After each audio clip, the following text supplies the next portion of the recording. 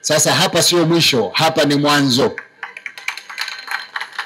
Lengo na madhumuni ya serikali ya Chama cha Mapinduzi ni kuendelea kuweka mazingira mazuri ya wafanya biashara, mji upendeze, haiba ipatikane, watalii waipende Zanzibar, lakini na nyinyi mpate shughuli zenu za kimaisha kuwa bora zaidi.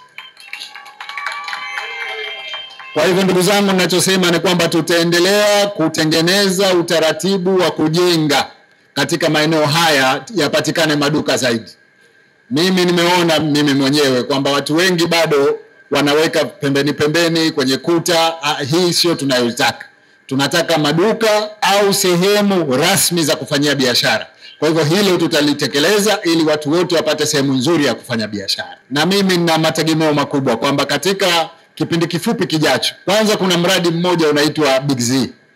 Huu mradi unataka kutengeneza maduka kutoka pale roundabout ya Kariakoo mpaka hapa Kiswandui.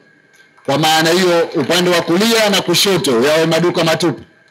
Na katikati pia kutakuwa kuna maduka, kwa sababu barabara hiyo itaondolewa magari, itakuwa ni ya kutembea kwa miguu au zile gari ndogo zile za golf cart. Mambo ya Zanzibar jamani yatakuwa makubwa. Kuna jamaa zetu walikuwa wanasema mabasi ya umeme, teksi za majini ziko wapi? Tayari tumewafungulia kituo cha teksi ya majini pale. Tunaendelea kuzisambaza nchi nzima, kutakuwa kuna teksi za baharini. Lakini vile vile mabasi ya umeme yako njiani. Baada ya siku kama 30 hivi yataingia hapa. Ili kituo hiki pale Kijangwani ndio tutaanza pale, lakini na kituo hichi cha Malindi kazi yake itakuwa ni hiyo kubwa.